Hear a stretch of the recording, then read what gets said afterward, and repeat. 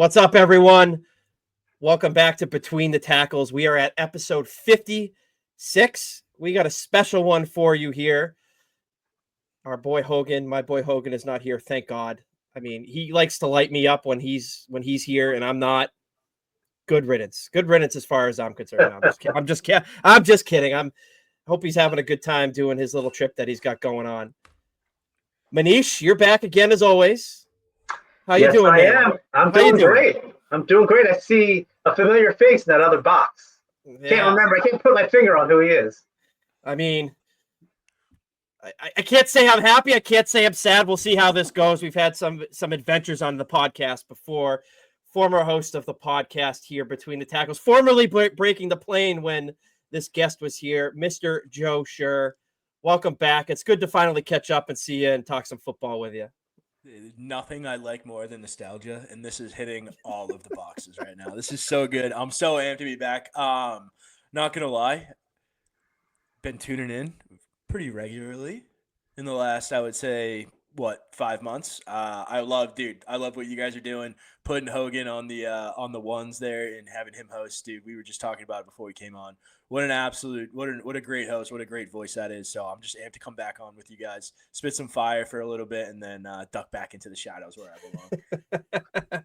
Well, yeah, so you'll notice I'm sitting here in the one spot like Joe just said, and I'm not as good as Hogan at that. And that's the only nice thing I'm going to say about him today on the podcast. But we got a good one in store for you. We're going to get into the NFL. We're going to talk some documentary stuff that came down that we touched on last week a little bit. And we'll get into our lovely pick segment, which no movement this week, Manisha. No movement this week. We all tied. So yours truly still at the top. Yes, I'm fully aware of that. You made that abundantly clear before we came on here. But all right, let's get into this. So we talked last week about the new ESPN 30 for 30 documentary involving the New York Sack Exchange and Mark Gastineau and his confrontation with Brett Favre and how awkward that was, that a grown man is still holding a grudge 20 years later. And I did happen to watch this last night. And I know you guys haven't. We talked about it before the episode here, but I was very entertained by it. So if you get a chance to watch it, I highly recommend you go and watch it. As somebody who hates the Jets, watching a documentary about a good era for the Jets was something I was a little skeptical about. But hearing these guys talk, the four of them, Lyons, Klecko, Salam, and Mark Gastineau, talk about their experience on the defensive line of the New York Jets in the 80s was kind of fascinating. But there was one thing during this episode that was said to me that I died laughing, and I could not believe it was true. And that was Mark Gastineau coming out and admitting that somebody took a dump in his sandwich, and he still took a bite of it. I couldn't believe it. I was honestly floored that kind of stuff was going on. Did he know there was a dump in the sandwich before he took a bite? I would hope not. I would certainly hope not. But like, as the documentary went on, because that was told to us pretty early on in the episode when they were interviewing him, but you come to show like the guy was kind of a loner. Like, he was an outstanding athlete, outstanding defensive lineman, had the record for sacks for a long period of time, but he was a loner. Nobody really liked him. He had a lot of issues with his teammates, even the guys on the defensive line. I had no idea about that watching this episode and hearing how that line was basically divided between Joe Klecko and Mark Gastineau and taking sides. I was kind of floored by that. And, seeing Mark Gastineau talk, I don't know, Manish, if you've ever talked to him in the past or seen any of that, but very, I don't want to say immature. It may not be the right word to describe where he's at, but he is definitely a very selfish guy when it comes to, the football and, getting his. He wants his. He saw Joe Klecko go into the Hall of Fame. He's wondering why he's not in the Hall of Fame. I kind of am too. We should be there. But in your interaction, did you recognize that at all? With him and the way he acts? Well, I didn't know him as a player. I spoke to him several times over the last 10 or 15 years. But yeah, he has a reputation of being a selfish player, a terrific player. I'm in agreement with you that he should be a Hall of Famer. My understanding all along was that I think his teammates tolerated him because he was such a exceptional talent, and he delivered on Sundays. Yeah, there was also, I may have mentioned this last week, he was dating Brigitte Nielsen at the time in the early 80s, mid 80s. She was a high profile actress, and you're just talking to people who covered the team back then. I think that Brigitte Nielsen maybe showed up to practice a few times. That's kind of the life that Gastineau lived at that time. Is he bitter? Is there residual bitterness? We talked about the sack record and Michael Strahan. Clearly, there is in that respect. But I'll be really interested to see the documentary at some point. But just a dominant foursome when you talk about the defensive line with Marty Lyons, Salam, Klecko, and Gastineau. It's a shame when you have such a dominant line like that. The fact that they could not even get to a Super Bowl. I think they get to a conference championship game. Maybe during a strike short year. Yeah, they I believe that group went to that group of four went to two playoffs. Ultimately, they didn't win it all. They actually had a pretty good offense in a couple years in those early 80s, but they couldn't finish the deal. But they don't just have a flashy nickname. It's the Sack Exchange, incredible nickname, by the way. But they were the real deal. Probably two Hall of Famers on that group, even though there's officially only one, with Joe Klecko forever as well. But to answer your question about Gastineau, immature, I don't know. I think mercurial is probably a good way of describing him. Really a hard guy to figure out. My interactions with him were he was a very thoughtful guy, kind of compassionate guy. But again, this is 20 some odd years after he was done playing. Yeah, you bring up the strike shortened season. He was, I think, the first one to cross the line too for the Jets. Yeah. And he had spoken about how one of the teammates, I want to say his name was Guy Bingham, if that name rings a bell, actually spit on one or two of the guys that were crossed, as they were going through to go to play. I think Gastineau got spit on by this guy, and that's actually what made Marty Lyons cross the line and go back and play. He's like, you don't treat somebody like that. That's wrong. Right, yeah. And learning about what Marty Lyons did, outside of football and all the great things that he did, it was almost like such polarizing personalities right there. You have one guy who seems like one of the most selfish guys ever, won the man of the year award, was doing all this charity work outside of the field, seemed like a really good teammate. And then you had Mark Gastineau, who was a very selfish player, was all about himself, about getting his sack. They made comments about if it wasn't the quarterback, he wouldn't go after to tackle him as hard, stuff like that. But moving on, Joe, did you happen to see the clip of Gastineau and Brett Favre interacting with each other at that memorabilia show? We talked about it last week, but I want to get your thoughts on it.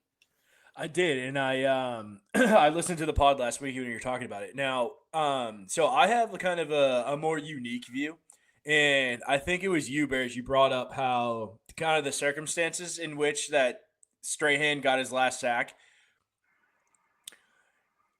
I think that the way that Gastineau reacted is framed by his history of not being the most amicable guy. Do you get what I'm saying? Mm-hmm. So I think if it was somebody else maybe that didn't have that maybe had a more benign past about that thing, that maybe it would have been taken in a different light. Because I do think he has his point. So I listened to this podcast called Zero Blog 30 on Barstool. It's like a military podcast. I'm not in the military or anything like that. I just find their view on geopolitics in the world very interesting.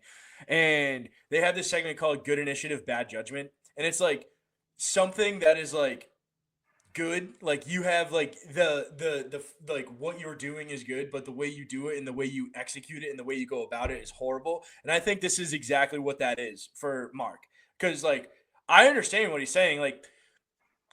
Strahan knows he's retired. Isn't it that what it was? Strahan, they know kind of Strahan's retiring. It was the Jets that Favre was playing on in the game. They called a bootleg to that side and basically gave him the sack record. Not saying that he doesn't deserve it or anything like that, but in that frame of if I'm the guy you're passing, I'm probably not pumped about that. You know what I mean? So ambushing him at, like, it was a charity event, right? Ambushing him at a charity event. Yeah, probably a horrible look, especially in this day and age where anybody can grab a clip and put it online. Even if, like, that could be in the middle after they could have started that video right after Brett Favre said, too bad, buddy, F off. You know what I mean? And took it totally flippantly. But like that, you know what I mean? I'm making shit up. But like what I'm saying is like I get where he's coming from. Like, yeah, that kind of sucks. But I think that how he went about it and his past of like how he's kind of conducted himself, definitely, like, to put those two and two together, you have smoke where there's fire. You have fire where there's smoke. It almost seemed like it was contrived. We talked a little bit about it last week about how, like, okay, they were filming the ESPN 30 for 30. They knew Brett Favre was going to be there. It was like they set up to get that footage. Like, part of that was there. Like production sets up to get that footage, and they know that they're putting the tinder in the powder keg. You know what I mean? They're like, you know what I mean? It's like reality TV when they do all this like friggin' 16 and pregnant and shit like that, and they force the baby mama and the guy to go sit together on the couch and have the discussion in front of it. You know what I mean? It's kind of that same kind of thing, but like, dude, he was like pointing in his face and like leaning in. I don't know. Like it was awkward. His body language was not like, haha. Like, you know what I mean? Brett Favre was very uncomfortable with that interaction. Yes, he was. Yeah, Brett Favre is like an upstanding citizen, so he totally doesn't deserve that.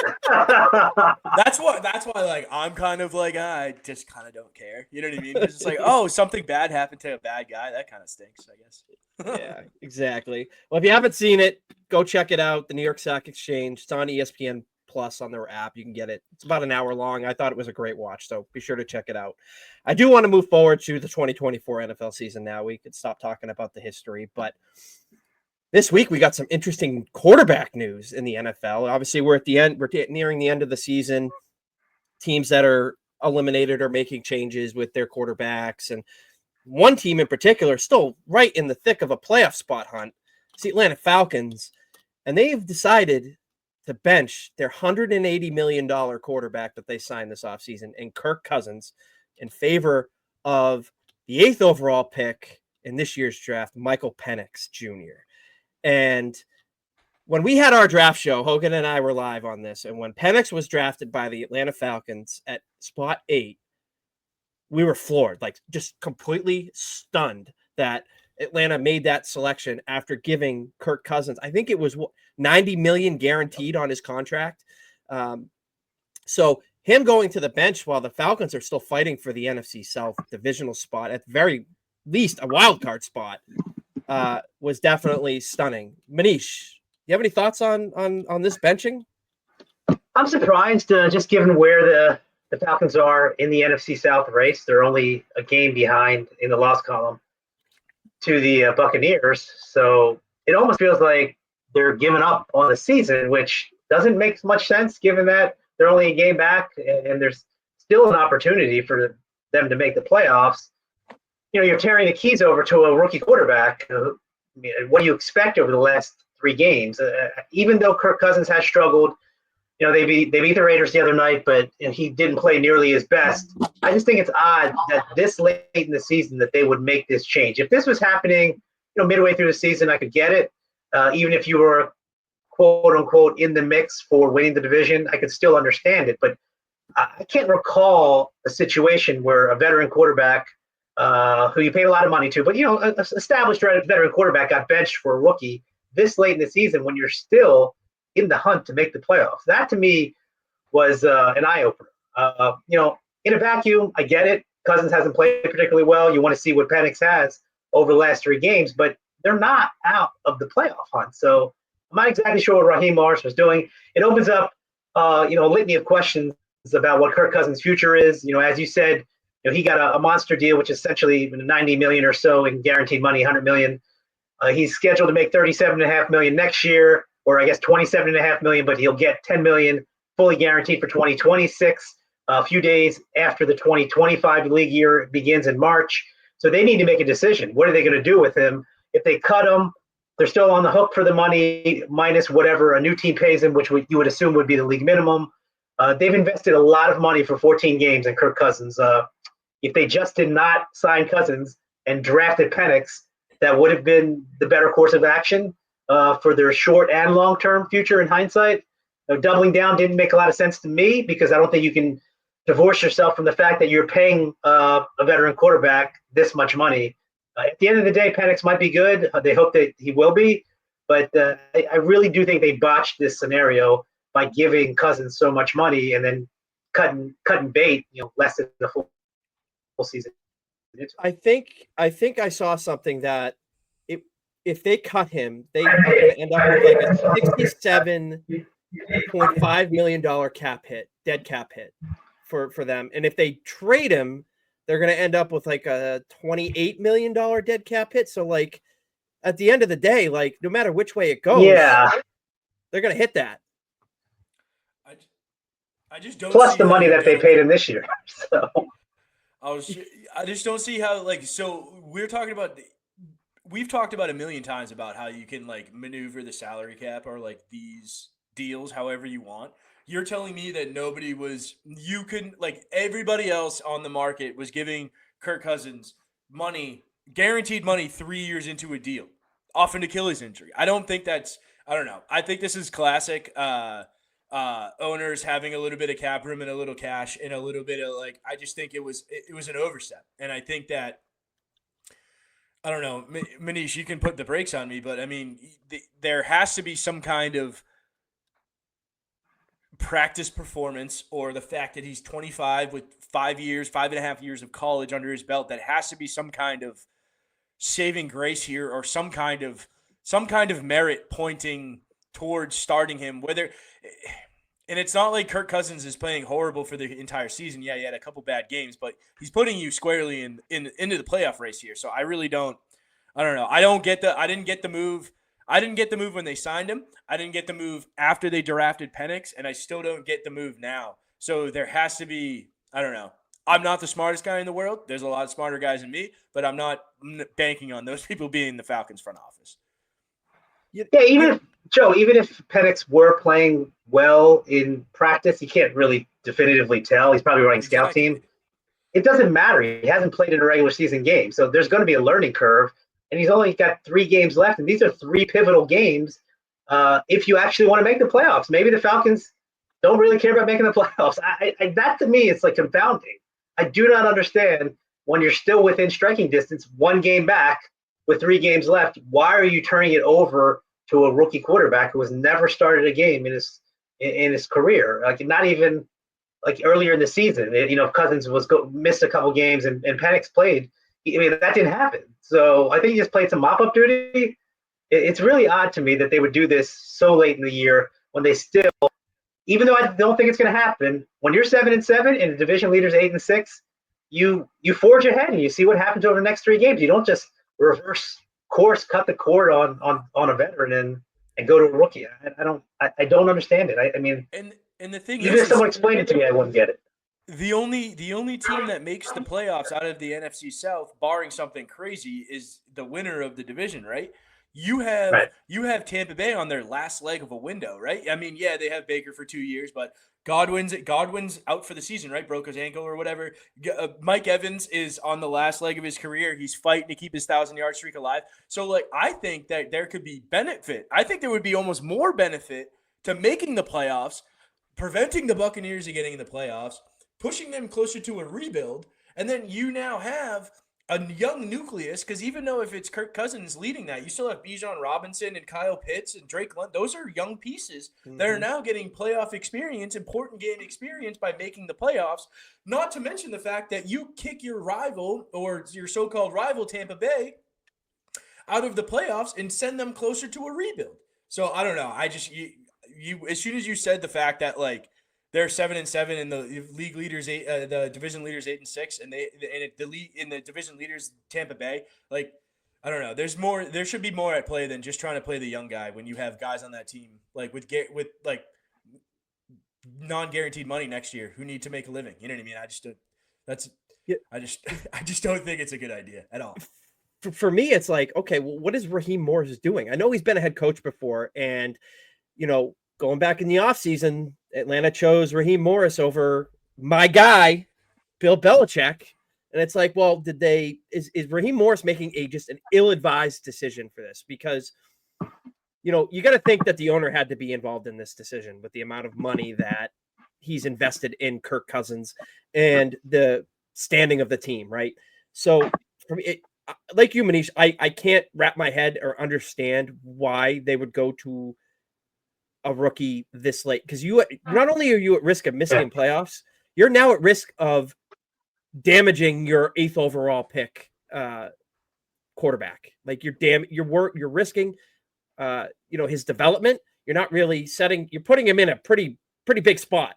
And if he blows it, but also you're also putting his development over the betterment of the other 52 men on the roster. Right. That too. So are you trying to get under the gun? And that decision also puts the other 52 guys under the gun. Yeah, I'm sure these guys on the team are not happy.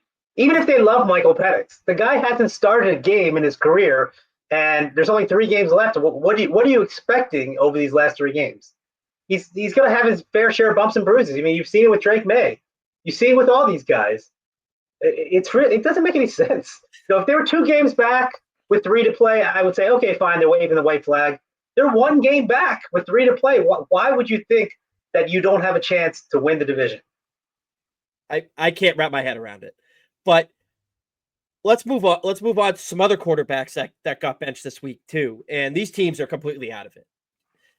Will Levis benched in Tennessee for Mason Rudolph, and Jameis Winston benched in Cleveland for Doran Thompson Robinson. I got it right this time. Manish, do you think Winston or Levis are done with their opportunities to start, or do you think that we'll see either one of them potentially starting in the NFL next year? Well, I think that Will Levis is done in Tennessee. I know that Brian Callahan came out and said it doesn't necessarily mean that Will Levis is done. They just need a spark. They're 3-11. What kind of spark are they going to need at 3-11? So that to me is just coach speak. And I like Brian Callahan a lot. They're done with Will Levis. They will be looking for a new quarterback, whether it's through the free agency, the draft. Who knows? Because right now they're picking 6 if the season ended, so they're not going to have a chance at Sanders or Cam Ward. I don't know how they feel about the other quarterbacks in this class. More likely, they'll get a stopgap, a veteran like maybe one of the guys we're going to talk about next, which is Derek Carr, maybe even Aaron Rodgers. I just don't think that Will Levis has any future with Tennessee. Well, this benching to me is clear indication of that. Jameis Winston, Jameis Winston is who we've always thought he was, which is an exciting player to watch. Extremely turnover prone. I don't think he's going to curtail his turnovers. He spoke this week about continue to pursue his dream. He's been around the league for a long enough time for me to conclude that he will not be the starting quarterback for the Cleveland Browns. Can they retain him as a backup? Potentially. I think in all likelihood he probably goes elsewhere in the offseason.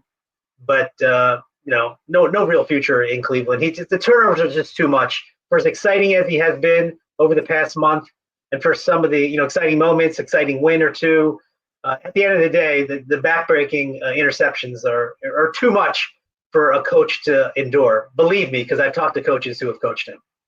Mr. 30 for 30, as our good friend Hogan likes to call him. 30 touchdowns, 30 interceptions his last year in Tampa Bay. Joe, Manish mentions Derek Carr, unlikely to play in New Orleans for the rest of the season due to injury. Is he going to be back with New Orleans next year, you think? See, this is I just don't get the Saints, dude. They're in cap hell right now. So I don't know what Carr's contract looks like, and that could be one of those situations where they're almost like gun to their head, have to have him on the roster next year. So I'm not 100% sure with that stuff. But I think the Saints are in a unique position where if you plugged a elite quarterback in there, I'm not talking middle of the road guy, I'm talking elite. If you plugged an elite quarterback into that system, you could probably get some unreal production out of him. You have some weapons on the offense. You have a decent defense, at least a decent front seven. So I don't know. The Saints are one of those teams where they're just like, when they're not good, they're so far off my GD radar because of like how hapless of a franchise they've been like the majority of my life. But dovetailing off the Saints, dude, I think how bad the Saints have been with middling quarterbacks, how good the Broncos have been with Bo Nix, kind of like blows a hole in a lot of Drew Brees' greatness. I think my personal thing Wow. that's come across my desk recently is I think Wow. that if you can get dude, Sean. All right, listen here, dude. Listen before That's we a go, hot take. before we go crazy. Here comes the heat mic. Do you mean future Hall of Famer Drew Brees? Is that the same guy you're talking I'm about? not saying he's not a Hall of Fame dude. Dude threw for 5,000 yards, dude. I totally get it. Do we remember the five? Was it Teddy Bridgewater, the 5-game stopgap where they went 5-0, and the dude was like Pro Bowl caliber numbers? Like, no, it was Jameis Winston. It was Jameis Winston. He had winning 5 games for them. So like, I just I don't know. I think with the Saints now, dude, I think they have to figure out how to get into the top like 5 and try to draft a quarterback. I don't know if this is the year to do it. This might be the season where you draft a left tackle a year early, or you draft a high caliber wide receiver a year early, and you try to go back in and you sign the worst quarterback you can find and try to go back in the next year. But I don't know. Derek Carr is obviously not the answer. That team has some pieces. It's not as young as you want to be, and they're in cap hell. So if you're a Saints fan listening to this podcast, dude, I'm sorry, dog. Well, moving away from the bad quarterbacks and the injured quarterbacks and the benchings, I want to talk about a team that has a good quarterback but has absolutely nothing else. They have absolutely nothing else, and that is our New England Patriots. And I want to talk about this game that we saw last week down in Glendale when the Patriots traveled there to play the Arizona Cardinals, who are, I think, still fighting for a playoff spot. They're in that kind of that tough NFC West division, with the Rams and the 49ers. Patriots coming off a bye. We're accustomed to teams being ready coming off the bye up here in New England. And this team was an absolute dumpster fire. They lose 30-17, and frankly, I turned it off because I'm like, dude, this is a waste of my time. I was so mad that this game was at 4:25 up here in New England, and I could not watch the Bills-Lions game. That was the game that I wanted to watch. Yeah, me sitting here saying I want to watch the Buffalo Bills play football. Damn, right? That must suck. Right? Watching this, I'm gonna get real triggered here, man. This coaching staff, and I was we've talked about it on this podcast, Manish, as you know. I was a big proponent of giving Mayo another year. No matter what, don't turn into this team that fires their coach after 1 year.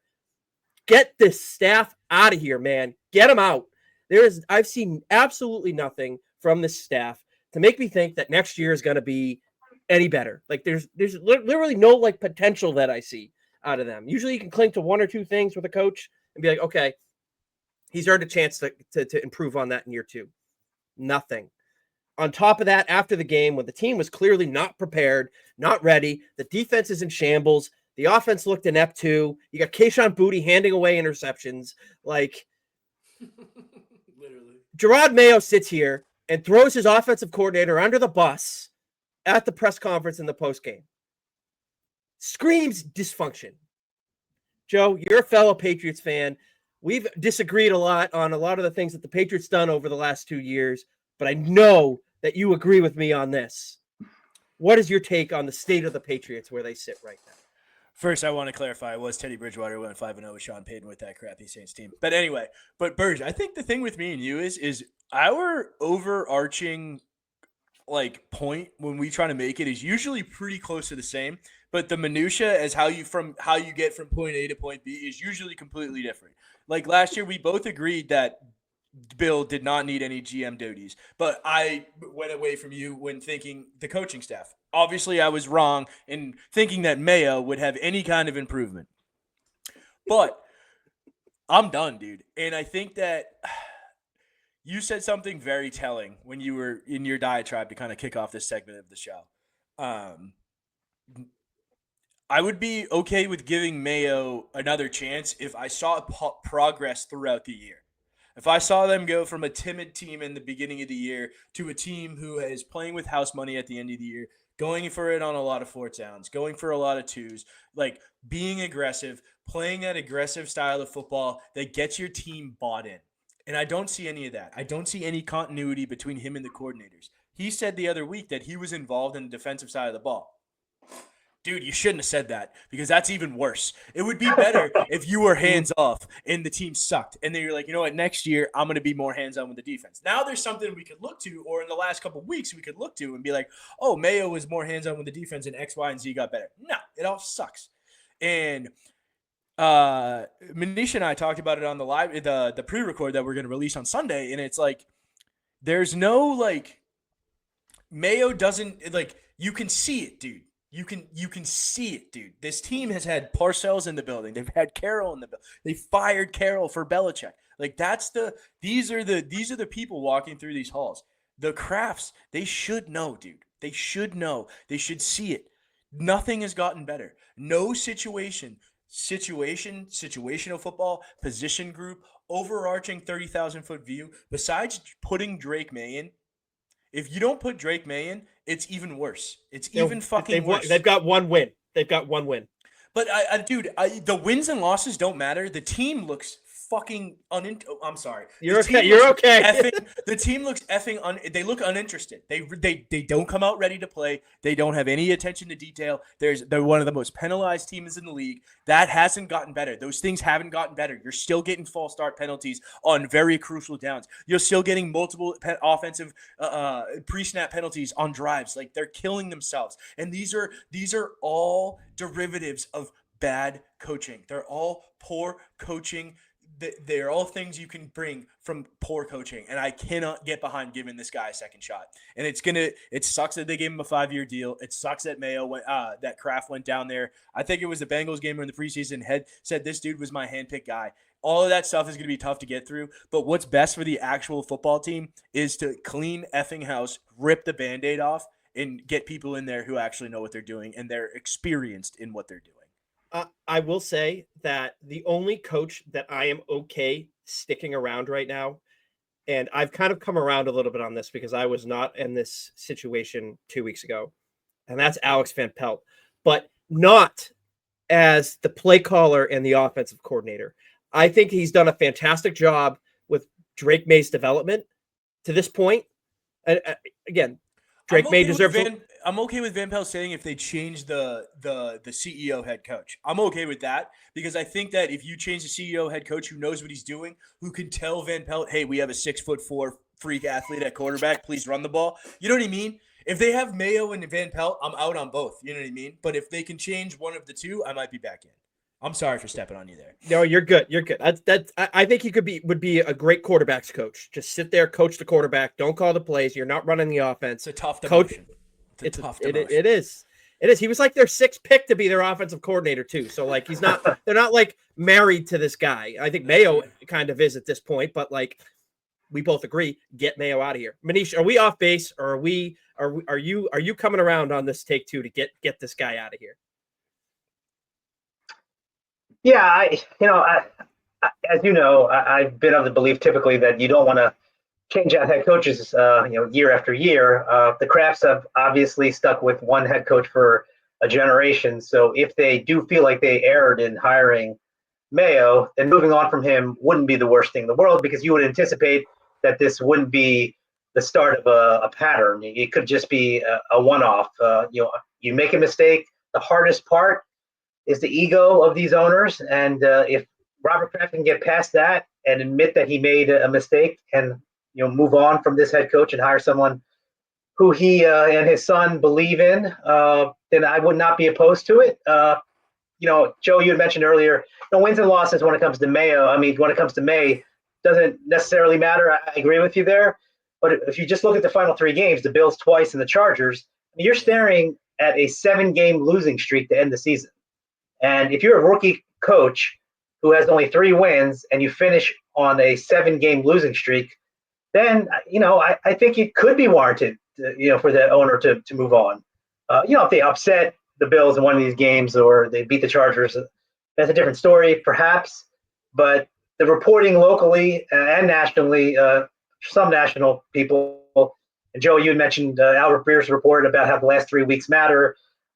Greg Bedard has also reported that Mayo's job is not secure.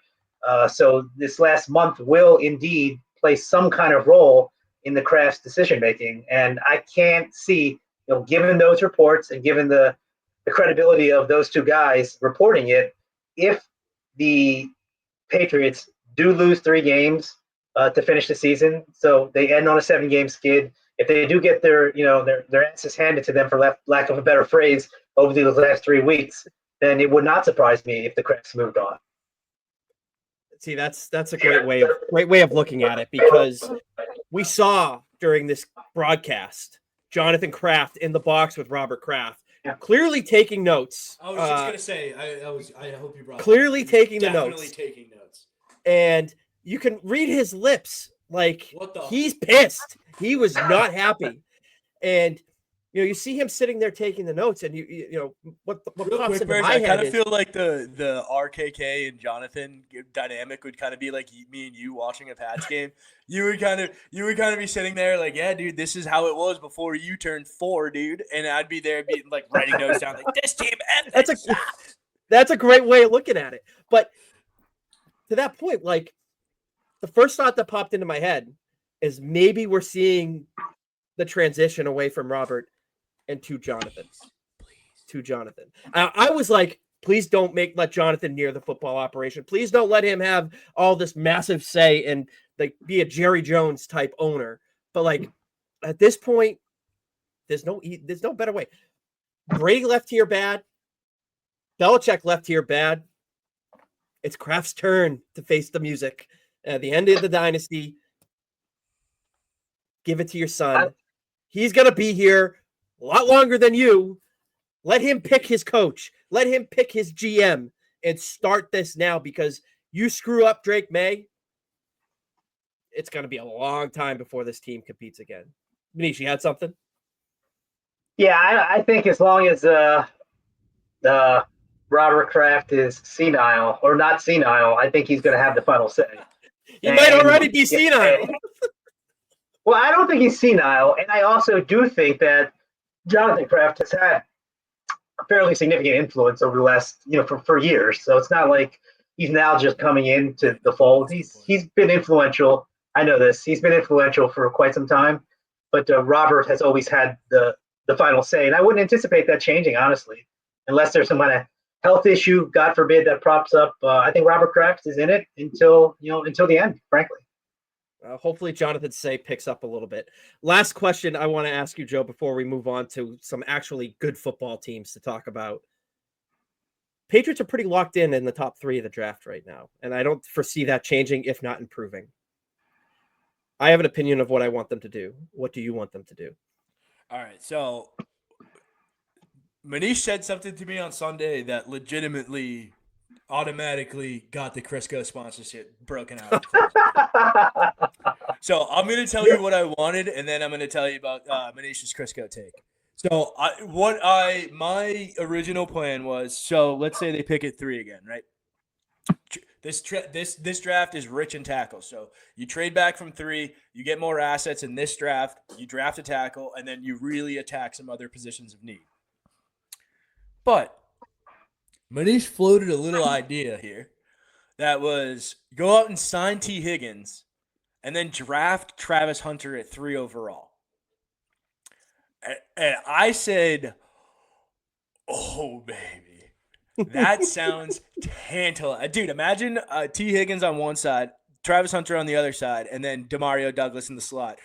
Hunter Henry at tight end with Ramondre Stevenson in the backfield. Oh, baby. That's competent play caller. That's where we're starting, dude. And then it kind of gets to my fact that I just said that it's a tackle-heavy draft. Maybe you can get somebody at the top of the second round, maybe the bottom of the first round, trade up a little bit to get a legit left tackle. Then you go hard at the interior of the offensive line through the rest of the draft. So I like that idea. I love that kid out of Arizona, Tet McMillan, too. I think he's a legit guy. I think he's closer to T. Higgins than Travis Hunter is. So I think you can kind of match it up there. If you don't go out and get T. Higgins, I would like them to draft a guy like Tet, who I think could be like a legit outside X number 1 receiver. But I think if you go out and get that guy on the open market, you can draft a guy like Travis Hunter, who's kind of closer to like Antonio Brown, route runner, speed, inside and out guy. So I think this is now that you have the quarterback, I think last draft was a total whiff besides quarterback, which makes it 100% hit 8+. So you've got the guy now. Now you got to hit. And we were talking. Manish and I talked about the Eagles a little bit, how they've been hitting and hitting and hitting. This is that era. These are the next couple drafts that you have that quarterback under a rookie contract. It's time to hit and spend some money. If they can hit and they can spend some money, then this 3-14, the last couple of years is going to look like almost worth it at that point. See, Manish, I think you brought that up last week when we talked too, and that kind of swayed me too, because I was going back and forth. I'm like, I'm going to be okay no matter what they do. If they trade back and draft an elite left tackle and get picks, great. If they draft Travis Hunter at 3, awesome. But thinking more on it, this team has been so devoid of any kind of high level elite talent for so long. Like, you're talking even towards the tail end of when Tom Brady was here, they were missing it. They didn't have it. And getting a guy like Travis Hunter who can play both sides of the ball, I don't believe he's going to do that at the NFL level. I think he'll play primarily on one. But could they use him a la Marcus Jones, where he's primarily an offensive player, but he has a package on defense where he goes out there and he plays defense for certain plays of the game? I think that would be fantastic if they get those types of gadget players. You could do things with it. You're seeing the Patriots finally doing it with Marcus Jones this year on offense, where he has some packages, some plays that are schemed for him, and he rips off yardage like nobody's business. So I'm in the ballpark where I want them taking the best player. The sidelines this week, yeah, when he just like outruns 3 guys to the boundary, takes off for like 18, 20 yards up the sideline. Just a simple swing pass. Yeah.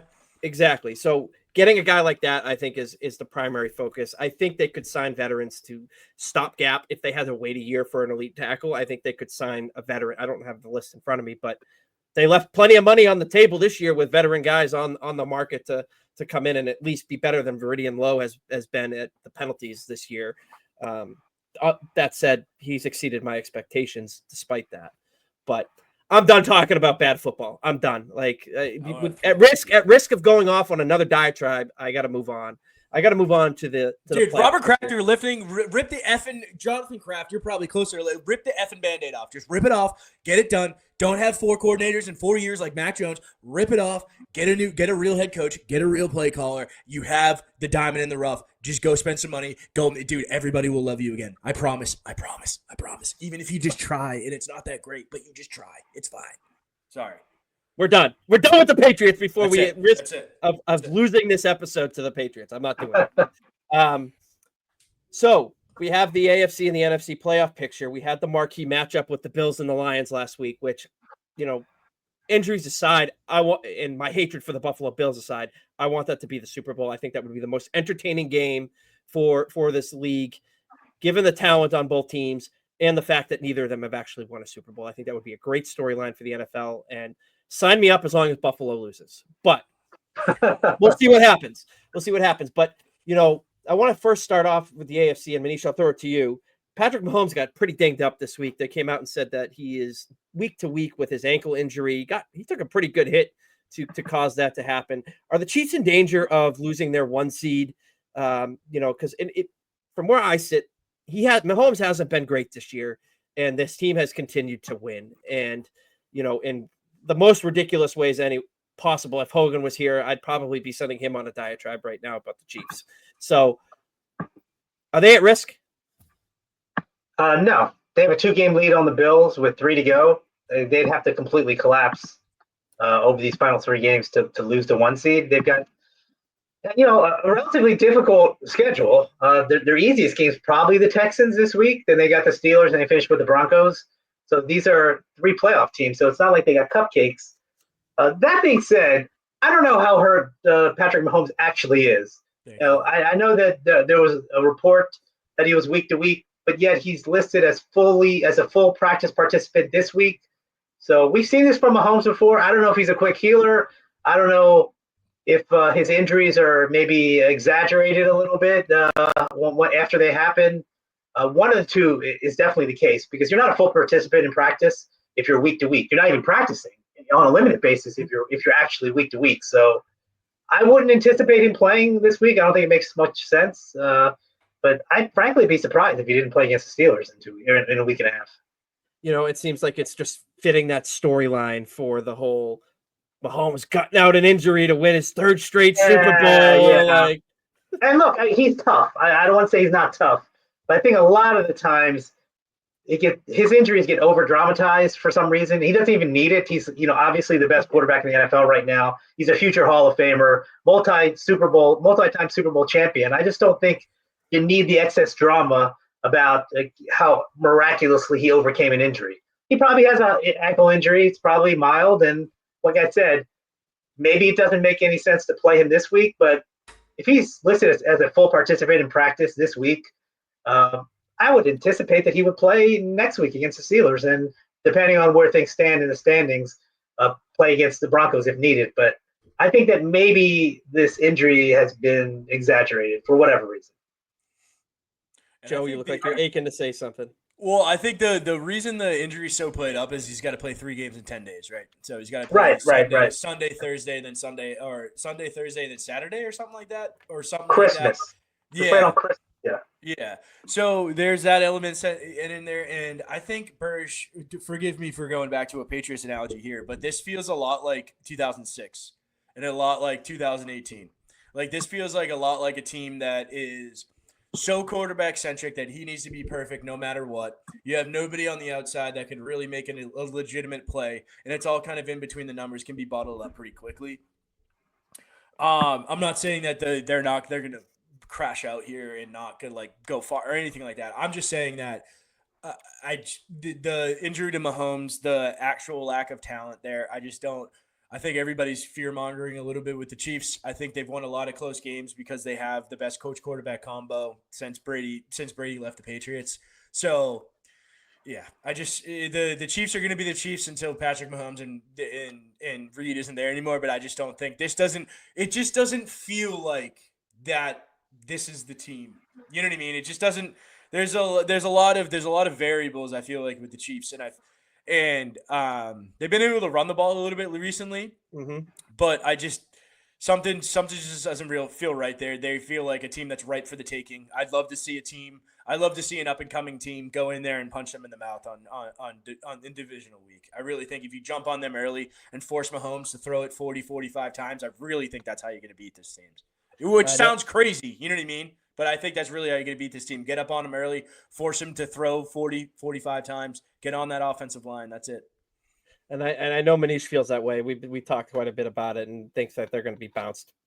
Yeah. That divisional round, they're going to be gone. But Joe, I want to stick with you. We're going to move to the NFC, and we're going to talk about one of our favorite teams from last year, the Detroit Lions. And they've been outstanding this year, but they have been absolutely ravished by injuries. The latest one in IR. The latest one in the loss to the Bills on Sunday, David Montgomery. It looks like he's probably done for the year, tearing his MCL. Are you concerned about the Detroit Lions prospects for their Super Bowl given the injuries, and who do you think is going to end up winning that tough NFC North? I still think the Lions, because we've talked about it. I just talked about it now. I'm a huge QB coach combo guy. I think that can mask a lot of deficiencies. I think the Packers are about a year away. I think the Vikings, as currently constituted, don't have the coach quarterback combo that the Lions do. But you never know. They are a young and up and coming team. But the thing that always intrigues me with the Lions, dude, is their next man up and buy-in. So I think that coupled with the coach quarterback combo, I think can get them to a place. I think they're going to come away with the division. I don't see them having the afterburners to kind of get later in the playoffs. I know we really want a Bills Lions Super Bowl, but I mean, if you're looking at the Lions, they're probably going to have to go through the Eagles. And I really don't think, I think the Eagles are perfectly constituted to kind of thwart a injured Lions team with their rushing attack and their defense and kind of how they play football. Manish, your Eagles got it this year? Well, look, I thought the Lions were going to the Super Bowl. They were my preseason pick. They were my midseason pick. They were my pick a month ago. But I just think they've been so decimated by injuries. You mentioned Montgomery as the latest offensive guy, but I think they lost two or three more starters on defense. I don't know how Aaron Glenn, their defensive coordinator, is piecing together that defense. Virtually their entire starting defense is banged up or has been banged up at different points. They're just leaking oil. And obviously the Bills are a Super Bowl favorite or contender in the AFC, but the Lions just gave up 48 to them. They gave up 31 to the Packers the week before. I think they're leaking oil, and if they play a dominant or like a juggernaut offensive type team like the Packers, the Vikings, the Eagles, teams that can put up 30 a week, I just don't know how they can make it through the playoffs. I believe that they will squeak out the number one seed, even though the Vikings are also 12-2. The Vikings got to play Seattle, Green Bay, and then at Detroit. I don't think they're going to win all three of those games. I think they'll lose one of those two games. I think Detroit has a much more palatable path to get the one seed. They got the Bears, which they should beat, the Niners, who they should beat, and then they host the Vikings. So I think that, and the Eagles you're really, at the mercy of those NFC North teams. They do not control their own fate. They can win out, and they probably will win out, but they need a couple things to happen to the Vikings and the Lions. Each of those teams has to lose at least one game for the Eagles to sneak up and get the one. So, I'm just talking in circles here because I do not think the Eagles can get to the Super Bowl. I think they're a really good team. I would be fascinated to see if the Eagles travel to Detroit, what would happen, or on the other side, if the Vikings came to Philly, what would happen? No, maybe I'm wrong. Maybe the Eagles will go. It's just when I look at the quarterback play, Jalen Hurts, to me, I'm not on the Jalen Hurts is an elite quarterback, bandwagon. I've never been that. I think he's an average, slightly above average quarterback surrounded by incredible talent on offense, and this season an incredible defense led by Vic Fangio. So I think they're certainly beatable. Obviously, we say the Lions defense sucks, so they're beatable. The Vikings, Sam Darnold hasn't done it before.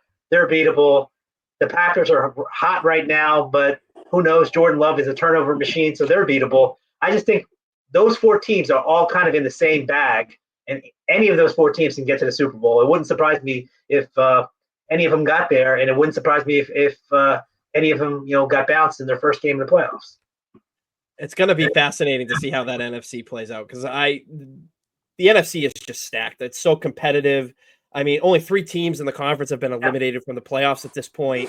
It's incredible to see that. Right. And I didn't even mention the Bucs. They're like on a heater. So they beat the Eagles earlier this season. I think they beat the Lions earlier this season. I was like, didn't the Bucs bounce the Eagles in the first game of the playoffs last year? So I just think I don't know. I think if the Eagles, if the reason I said that about the Falcons is because I think that Tampa Bay gets in, they're going to be another tough out again. Yeah, I totally agree. So that's 5 teams, really. I said 4. There's really 5 teams that have a legit chance to get to the Super Bowl from the conference. So it'll be fun to watch for sure. But I don't definitively, to answer your question, Burg, I don't definitively think the Eagles are any kind of lock to get to the Super Bowl. I just think that the Lions were the closest thing to a lock before all those injuries occurred on the roster. It's going to be a fascinating watch. It is, and like I said, I want Buffalo to get there just to have their hearts broken again in some fashion. I'm a bitter fan right now. Some things never change, Joe. It never changes. I just hope they throw their party favors on the field if they get to the Super Bowl. That'd be hilarious. Well, are they still doing that? I don't know, but I hope they do it on a national stage if they get there. Well, before we get to the picks, I have one gripe that I want to talk about with the NFL, and that's Christmas Day games. I don't have a problem with them playing on Christmas Day. I have a problem with them going to yet another TV provider exclusively for these games. And we're now going to have games on Netflix this year. And Peacock, Prime, cable TV. If you want to watch CBS, if you're a streamer, you want to watch CBS, you got to get Paramount Plus now to do that. So it's like all over the place. They're forcing me, and I'm a sucker. I'm gonna pay for it because I want to watch the NFL. I'm probably part of the problem when it comes to this, but we don't need another streaming service to watch games. Like, gone are the days where you got to tune into CBS, Fox, or NBC to watch the games. Now you got to have NFL Network, you got to have NFL, you got to have Amazon Prime. I'm probably sounding like a boomer right now because I'm complaining about this, but I had to get it off my chest. I'm sick and tired of them doing this because it's just, before you know it, every game's going to be, AFC's going to be on this one, NFC's going to be on this one. It's just, all right. I got that off my chest. Let's get to the fun part, please. Let's get to the fun part. We're going to get into the champions race of the Between the Tackles podcast. I'm going to run it today because, again, Hogan is not here. I am not as good as him at this, but let's start off. We're going to break down last week's records for our games. You know, we'll start with Hogan, who's not here. He had the Steelers +5 against the Eagles. That was a loss. The Steelers got destroyed. He had the Bengals -5 versus the Titans. They took care of business. And the Broncos -4 versus the Colts, helped out by Jonathan Taylor pulling the Leon Lett, Deshaun Jackson type, dropping the ball before the goal line. So he brings his record to 20-19 on the year. Manish, you had a pretty good week as well. Cowboys +3 over the Panthers. Easily done. The Dolphins screwed you against the Texans, a team that you hate. That's what you get for bad-mouthing one of my favorite teams. And the Falcons -4. Despite Kirk Cousins playing his way into a benching, they took care of business against the Raiders. My heart let me down again. I started off by picking the Lions -2.5 versus the Bills. That was a loss. I had the Rams +2.5 versus the 49ers. My underdog, that was an easy win. And then the Vikings -7, the big number. I'm not scared. I'm not scared of that when you're talking about the Minnesota Vikings and the lowly Chicago Bears. That was a win.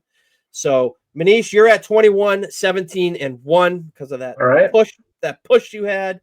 And I sit at the top again, 24-15. Wow. So the way we do this, Joe, on here is we each start off with a pick and we talk about our game and we just go around the horn until we name our three.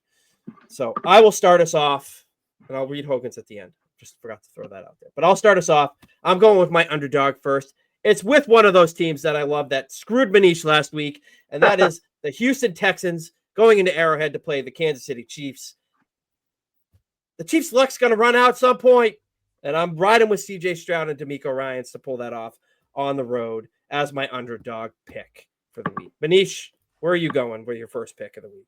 Yeah, I'll go with my underdog pick as well. I'll take AFC North bitter rivalry. I'll take the Steelers getting 6 points at Baltimore. Typically those games are tight, low-scoring games. The other thing to note is that the Steelers have won 8 of the last 9 games in this rivalry, including the last 4 games. A little ticked off after losing to Philadelphia last week, and I think they'll bounce back. I'm a little shaky on this only because I'm a big believer in the Ravens.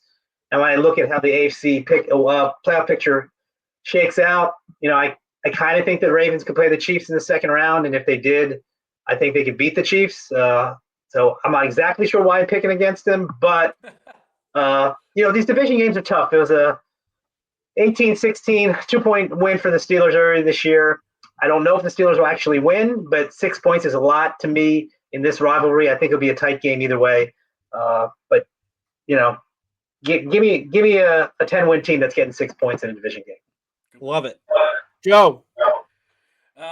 Yeah, we're going to go. This is the stinkiest pick of all time, but we're going to go with Cleveland getting 7.5 in a divisional.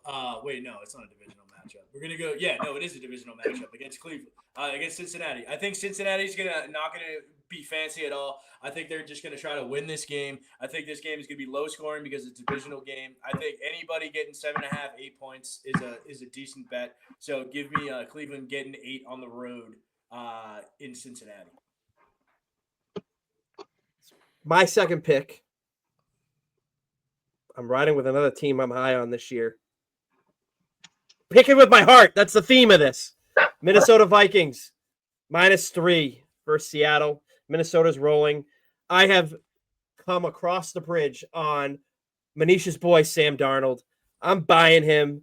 I really want him to make some noise come the playoff time. If it's not the Lions, I'd love to see the Vikings, anybody but the Eagles out of the NFC. So Give me Minnesota -3 versus Seahawks. Geno Smith's dinged up as well, so I like the Vikings to continue rolling and continue their strong push to the playoffs. Manish. I'm gonna go with the Eagles. Speaking of, they're getting they're giving 3.5 on the road against Washington. They beat Washington at home earlier this season in prime time. As you know, Burge, I'm not really a believer in the Commanders, but it looks like the Commanders are going to lock up that 7 seed, and there's a good chance that it could be Eagles Commanders in the wild card round, the first round of the playoffs. Eagles are playing outside of their little hiccup against the Panthers, which they clearly were not up for, playing against such an inferior opponent. They've looked pretty good. For everything I've said about Jalen Hurts, he did play probably his best game of the season last week against Pittsburgh. They threw the ball much more than they had recently. A.J. Brown got involved. Saquon didn't have the statistical game that he's been accustomed to, but I just think they're a superior team to the Commanders. Commanders, to me, again, fringe playoff team. They'll probably end up with the 7 seed, but this is not a game that I think the Eagles are going to be in any real jeopardy of losing. I think they'll win. They'll probably win by a touchdown. Go. Stinky, another pick. I got give me Vegas -1 at home. The Jaguars suck. Vegas sucks. They're getting 1 point because they're at home. It should be a pick 'em, but give me Vegas -1. Not much to say about that one, huh? I'll throw. There is no statistical analysis. There's no football analysis on this pick. It's a pick 'em at home. Give me -1 at home. Fuck it, dude. Al Davis, cut your hair.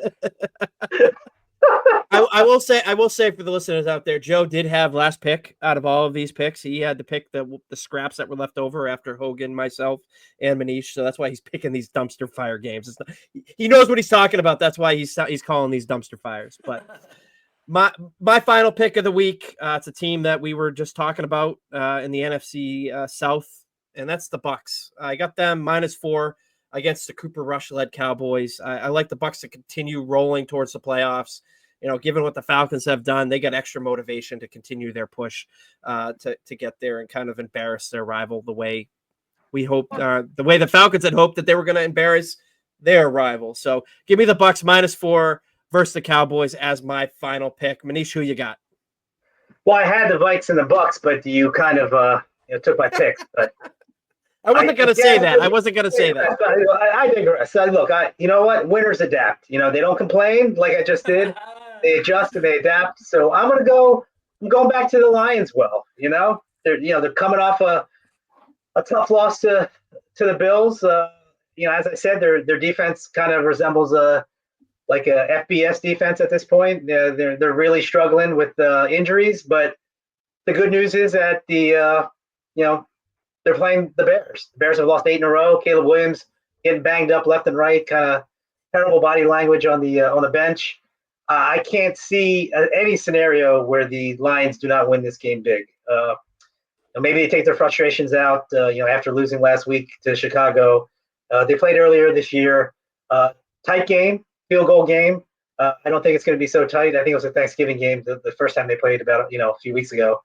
I think this is a get-right game for the Lions. I do not typically like giving 6.5 points, but the disparity in the quality of team is so much that I'll gladly do so, and I'll probably be staring at a double-digit win for Detroit by the end of the day. Hell yeah. Go ahead, Joe. And for the stinkiest pick of all, give me Tennessee +4 at Indy. Thank you. No further questions at this time. Joe picked all the games that you would never want to watch this weekend. I picked 3 third string quarterbacks, dude. Who do they? Yeah, you have Mason Rudolph in Tennessee. You have Dorian Thompson-Robinson in Cleveland, and then who the hell is starting for the Raiders?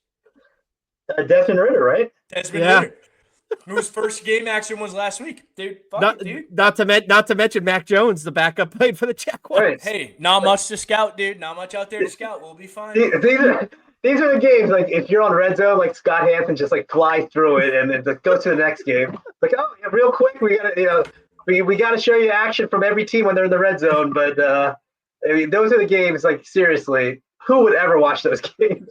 Those are three. They might be the three worst games on the schedule this week. Jesus Christ, Manish, I get it, dude. No, I'm not saying no. I'm fucking with you, dude. Look, I'm not criticizing your picks. I'm just saying the games themselves, the matchups are so bad. They deserve I can't imagine. You're right.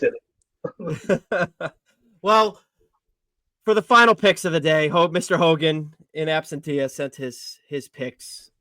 They're not as bad as Joe's, but the dumpster fire games. But the first one he did pick is going to be a dumpster fire game. And he took the Bills -14 against the Patriots. He is on record to me saying he expects it to be much more than that. And he's probably not wrong. So his first pick is the Bills -14. His second pick is riding another hot team, and that's the LA Rams -3 versus the lowly New York Jets. Anytime we can pick against the Jets, he'll do it. And then the final game, 49ers +1 versus that's the Dolphins. Easiest pick on the fucking board this week. It is an easy pick, and so we'll see. We'll see if our standings change. See if there's any offers in this one here. I hope not. I hope it'd be great if our first undefeated week is 12-0. Let's root for that this week. That would be unbelievable. I hope you guys go 11-1, and I'm the only loss. Yeah. What are your dumpster fire games? Screws this up. No, you'll just ask me off the record and say, "Hey, you guys got a 9-0. You're good." Joe will be 3-0. The three of us will be 0-3 each, and then Joe will be like, then we'll have like a fourth box on the YouTube channel. Yeah, just he'll have to come back next week if he's undefeated. Yeah, he will. He's gonna have to. I'll make one. I'll submit a celeb pick if I go undefeated. Okay. Well, that's all I got. That's all I got for this week's episode. You guys got anything else?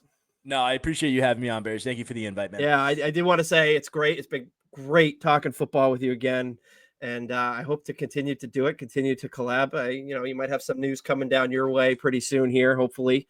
And we'll look forward to hearing that. But without further ado, have a fantastic week, gents. Joe, we'll talk soon. Manish, enjoy. Go anybody who plays the Eagles. Peace.